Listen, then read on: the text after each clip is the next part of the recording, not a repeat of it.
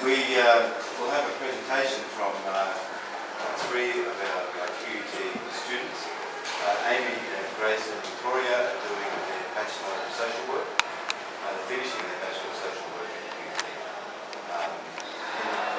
In the School of Public Health, we now the School of Public Health and Social Work. There's a lot of contact, a lot of connection between public health and social services, including social work. But we're very interested to hear from our students about their experience in QUT and particularly what they've learned about disability services for people in QUT. Thank you. Hi everyone, I'm Amy. I'm Grace. And I'm Victoria. So today we're doing a presentation and it's about a needs analysis for people with disabilities in Vietnam. So before we came to QUT, we did a bit of research and this is what we found from it, just from the literature. So in Vietnam, Vietnamese people with disabilities, they're severely disadvantaged, lower participation rates, high unemployment, high rates of illiteracy, minimal people with disabilities finishing school. And also there's a high correlation between poverty and disabilities. There's a big lack of understanding about the needs of people with disabilities. This results in stigmatization and marginalization. The United Nations have stated that the solution to stigmatization is to foundationally change the attitude towards disability and to assist families at a micro level. We found that social work is still a relatively new profession in Vietnam. And the Deputy Leader of Melissa has emphasised the importance of developing social work as a profession in Vietnam to improve awareness in response to social work problems. So currently the most important piece of legislation is the government's Ordinance of Disabled Persons, and that was passed in 1998. So this expresses extensive governmental commitment to the enhancement of the rights of disabled people in Vietnam. So Vietnam has at least 5 million people experiencing a disability.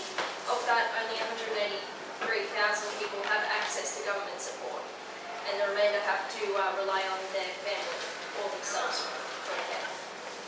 So on to now I'm going to talk a bit about social work in Australia. The profession of social work in Australia is a well-established and competitive area of employment.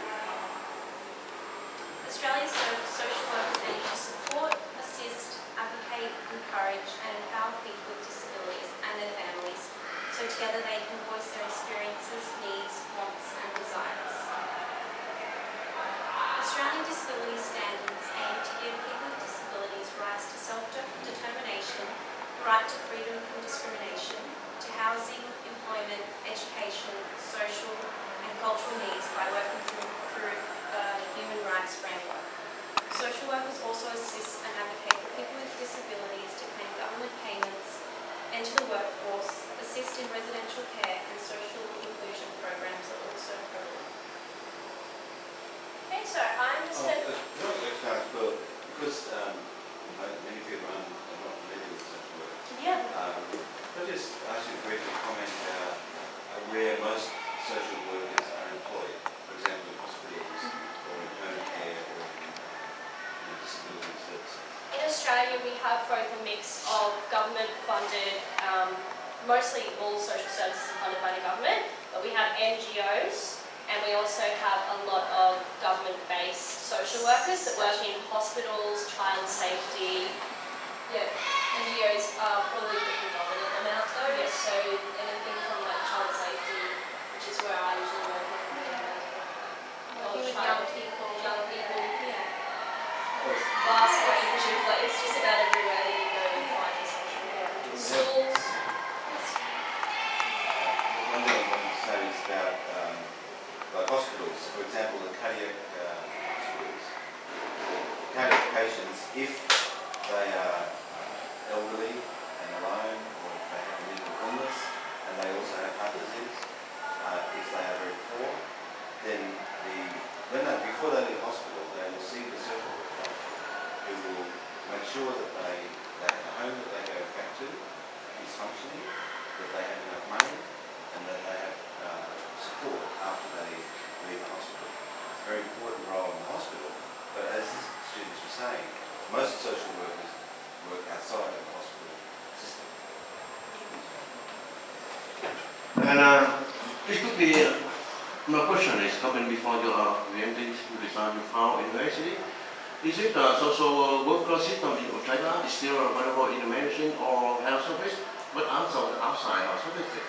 And to support people, disability, handicapped people, and also nursing home, even it's not related to medicine, so can be moving out, something like that. Maybe most social workers. Yeah, most social workers are not related to medicine. Okay, so I'm just going to talk about our methodology and analysis that we've used. Over the 3-week period in Quay City, we conducted a study using the rapid participatory appraisal method.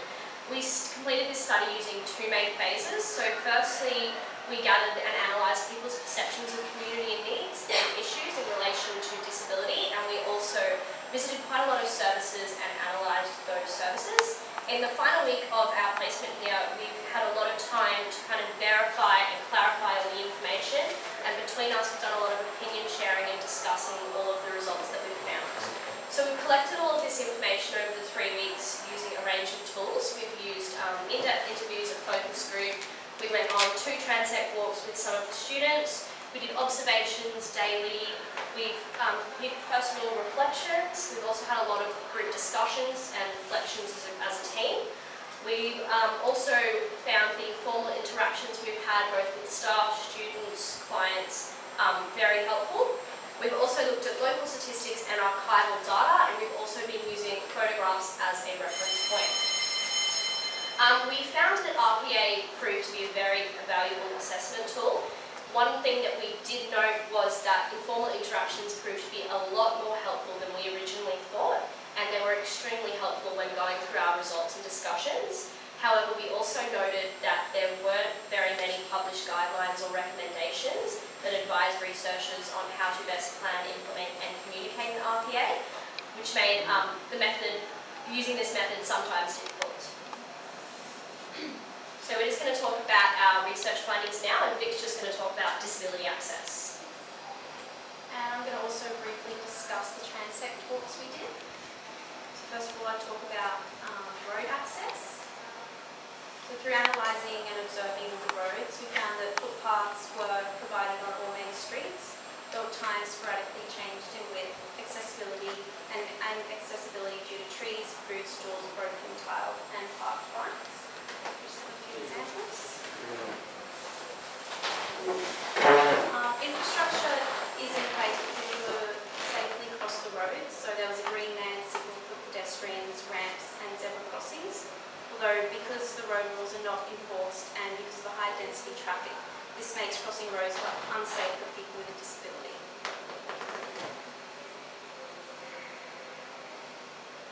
And I'm going to talk a little bit about the building access. The Central Hospital and the Way Medicine and Pharmacy Hospital both had adequate wheelchair access, ramps with handrails and also had working lifts inside.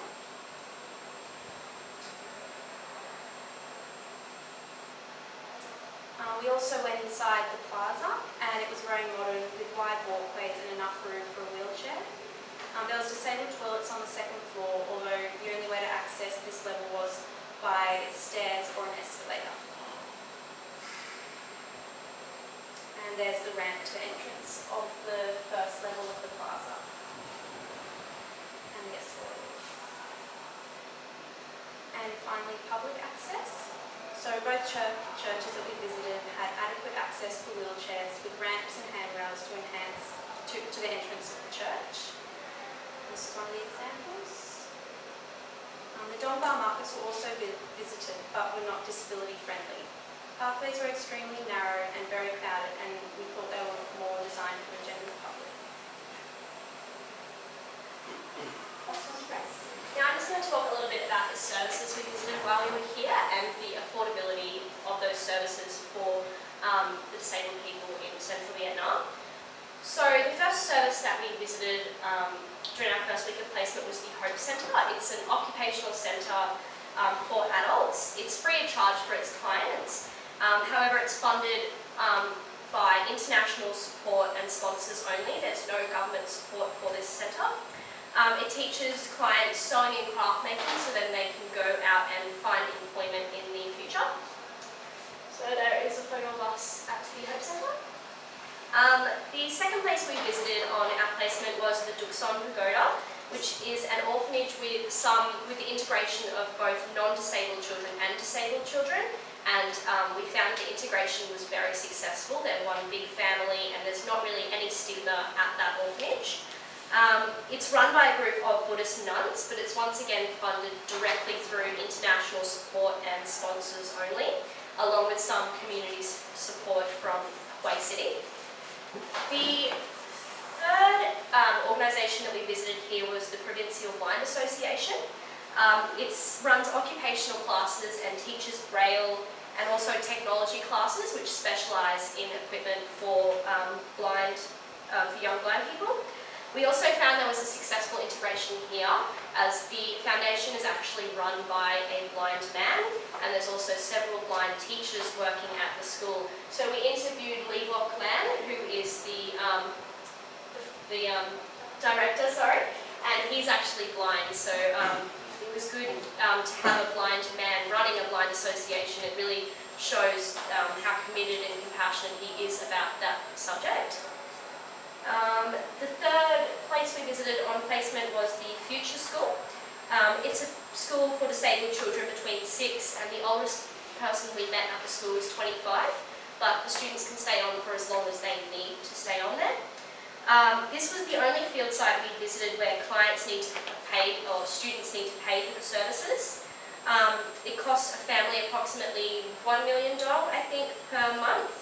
However, there's scholarships on offer for those lower income families, which make up the majority of the students.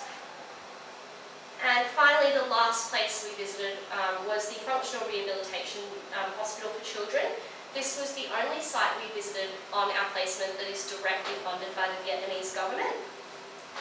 The service is free for children while they undergo treatment. However, we did note that the facilities and resources were adequate but still needed quite a lot of work. And also, if relatives wish to stay with their families and with the children, they need to pay for themselves. So Vietnamese government only funds the patients undergoing treatment. Can I ask about that centre? The rehabilitation, so these children who've had injuries, primarily, or the children with neuromuscular disorders? Mostly cerebral palsy. So 80% 80%. of the clients have cerebral palsy, so they do a lot of physical rehabilitation, speech pathology, that kind of work. I think we saw a deaf child as well. A deaf child, Yeah.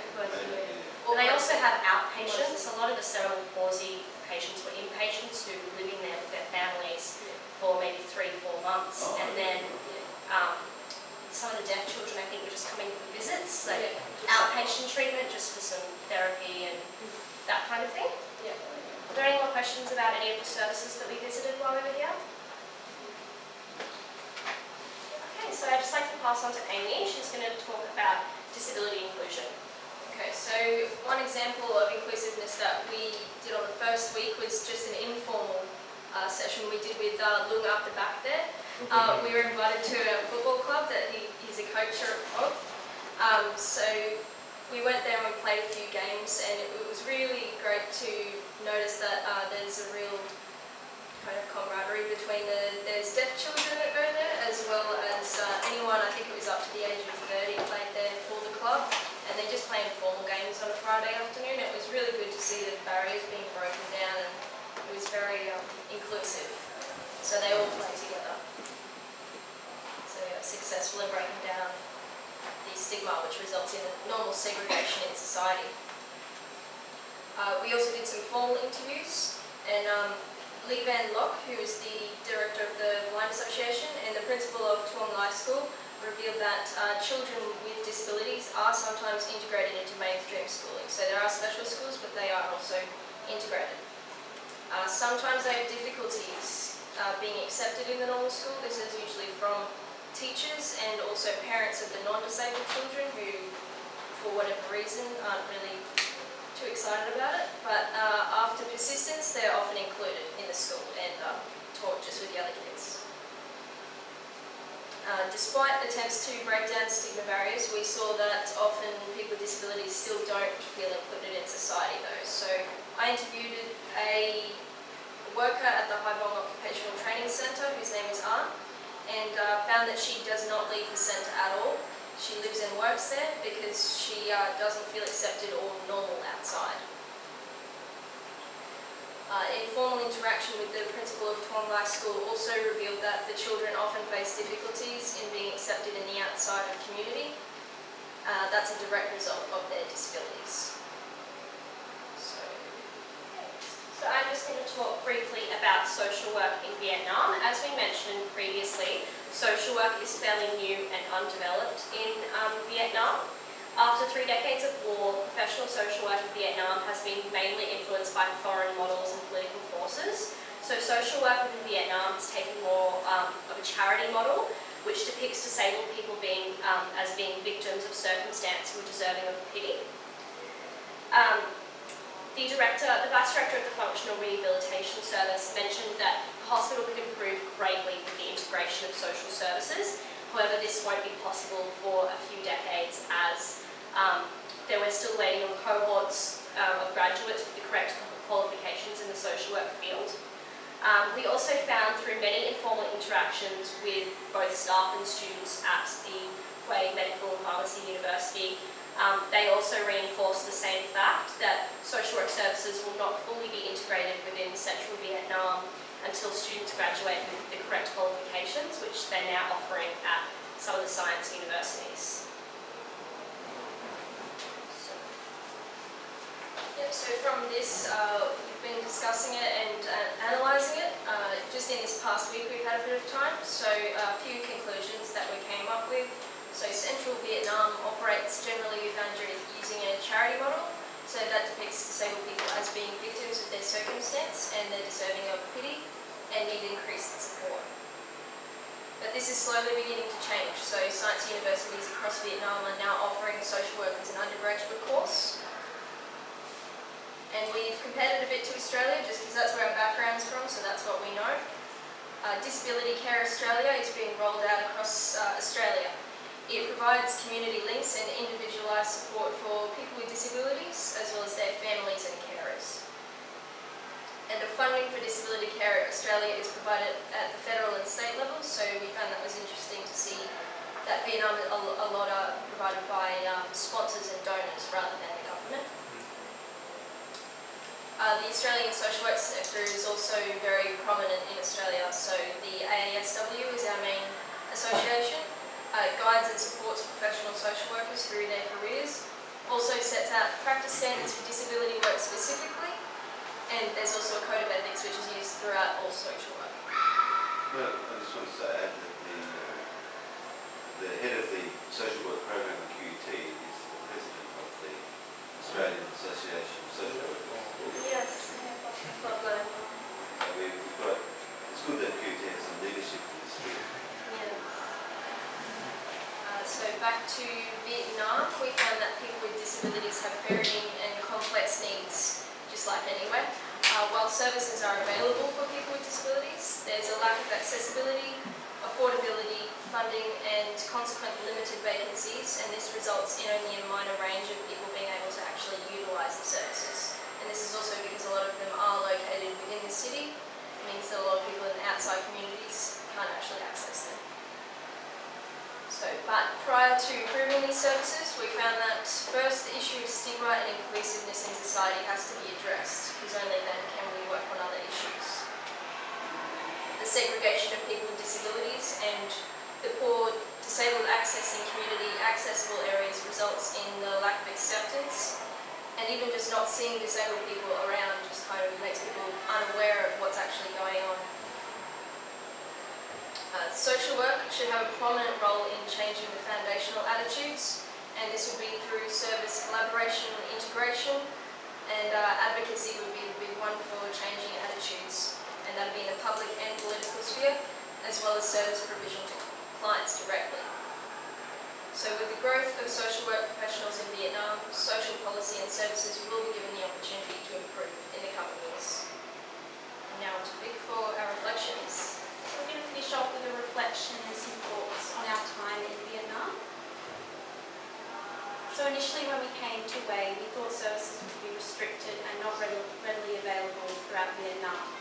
there will be very small and limited funding. Although this perception was proven correct, we discussed this further as the organisations did not seem inadequate even with the limited resources they had. We came to realise that the charity organisations were built on a foundation of compassion, and through interviews we got to observe and hear stories about how much the workers love their job, the motivation to set up the facilities, and how much they care for the children accessing the services. This made us realise how important it is for facilities to use the charity model and the huge benefits of using this model within Vietnam. Another realisation we came to accept was that it was not possible to compare disability services from Vietnam to Australia. Without government funding for disability supports, organisations are run very differently as policies are not reinforced. Services will run this way until more funding is provided. But in saying this, NGOs are making a difference, and although progress is slow due to the lack of funding and social services, we hope change will begin to occur in the future. Thank you very much. Now, are there any questions or comments?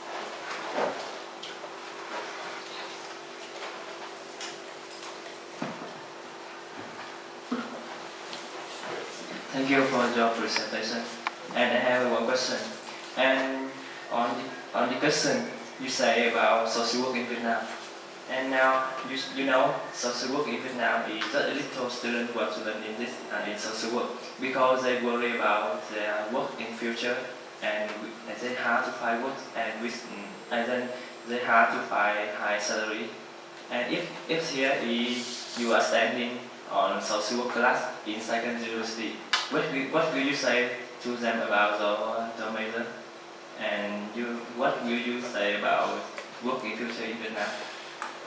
Well, I think in Australia, it's not really considered a high-paying profession either. So people go into social work not for the money, it's mainly just because we're really passionate about what we do.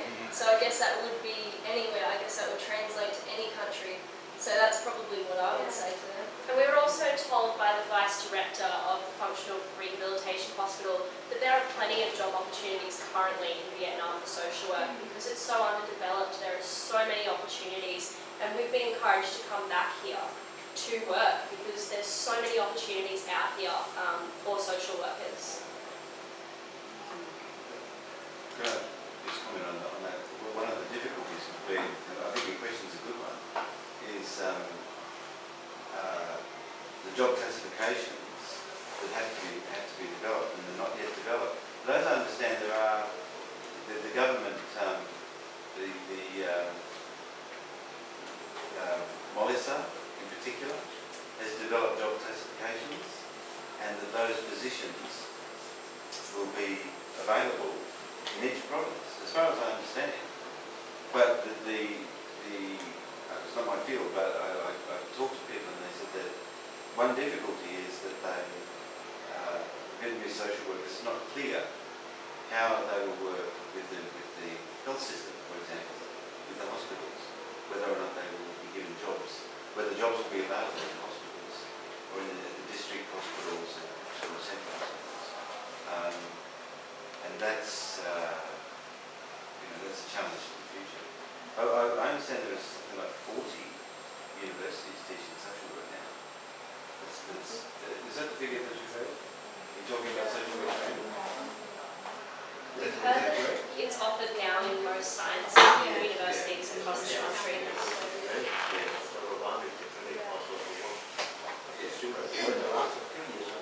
Yeah, it's only 3 years. No graduates. There's sometimes they invited some teachers from council, students who give lectures, and to be already or the rehabilitation, very little students where they learn social work in a given scientific university. Yeah. And we found that there are scientific global training for students specialized in social work. But I just want to make some comments about the presentation. I thought it was excellent. And I think that you have to give this presentation at QUT in a few weeks. And I would just suggest that I think the methodology section was very clear about the site visits and the interviews that you did. It wasn't so clear about the way the transit walks, for example, you didn't describe that process of how far you walked. Oh, okay. It wasn't clear that you drew a map of the city and walked in certain directions or whatever. Say that before we go into Yeah, just Okay. put a little bit, an introduction. probably as Yeah. well to. Yeah. I think that was, any more comments? Yes, one more? It's a social worker. Yes. Yeah, I just want to say, I really enjoyed the presentation. Thanks a lot. I think especially good for me because I've been here for quite a while, but haven't seen the number of organisations that you guys have seen, and just to have that general picture of the different disability agencies in play was really, really good, and makes me feel like I've been too narrowly focused on my small area of PhD research. But I also just wanted to ask maybe Vietnamese people in the audience, it seemed like the response you were getting about how social services will develop was that they're waiting for the social work graduates to emerge from universities to take the lead with that development. But I wonder if there's potential for health workers at the commune level to take more of that kind of role in their work, because they already have the sort of links in the community at the community level, and I wonder if they could play more of a role in doing that, what we would consider as professional social work in Australia, but could be done at a more informal level. Start now instead of I guess some of them already do. Like when I went to the Duxon Pagoda, the nun there was already, Right. she was already advocating for them, asking for funding from the government, and they said no at first, but now they do give her funding, and Okay. she went about it herself, just like, she would like plant potatoes and make potato cakes and sell them for funding. Like she's already Basic advocacy Yeah, level at the moment. at the moment it's mainly advocacy, but I guess they do kind of take on that informal role a lot of them already. So Right, it's already happening. there's no formal position yet though, so I guess that's where we would come in. Okay. I'd just like to say to ask one question is, as well, like the original plan was to go to see the psychiatric hospital, look at social work needs there, but it was prevented by the weather, by the typhoon.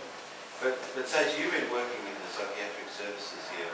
I raise this because psychiatric social work is a major part of social work, looking after the needs of people with mental illness.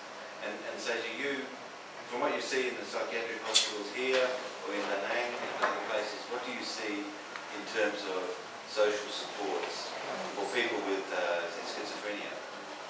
Well, it certainly seems to be a big lack of those kind of follow-up services. Even medically, when people leave the hospital, there's a big need for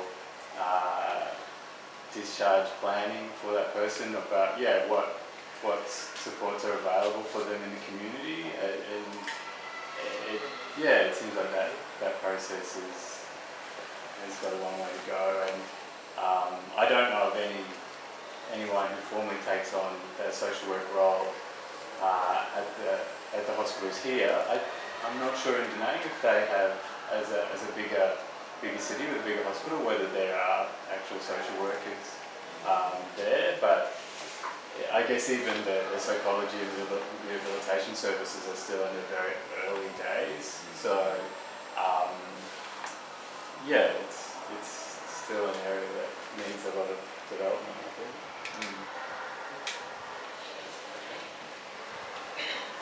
Well, I'd just like to congratulate you for the presentation, so thank you very much.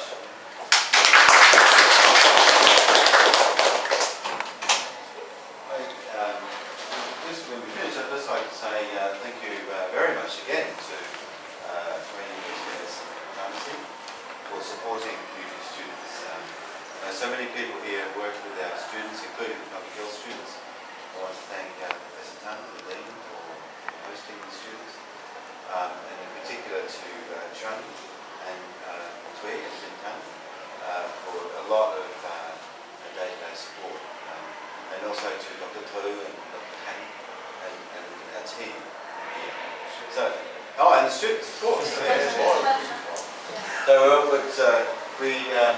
Our learning is we learn from each other. That's been always our approach with QUT working in Vietnam. We develop close relationships and learn from each other. And I think that so far this is exactly what we've done here again. So I'd just like to say thank you very much to all of the people who support this program.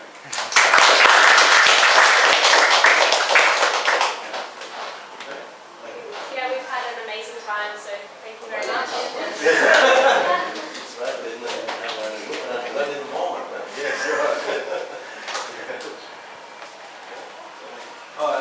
Unfortunately, the delay, the psychiatric hospital for our public health students, and also a delay in getting a taxi, I heard. So, we had to commence because a lot of people coming in. So we are looking forward to a presentation. I won't be here next week, but we have a presentation next Thursday as well of our public health group who are here.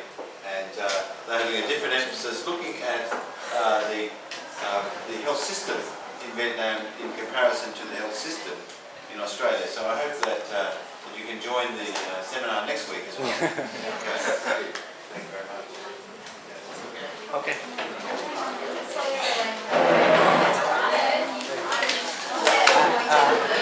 Tuần sau cái giáo viên theo dõi thông tin hiện sáng tổ chức của anh để tham dự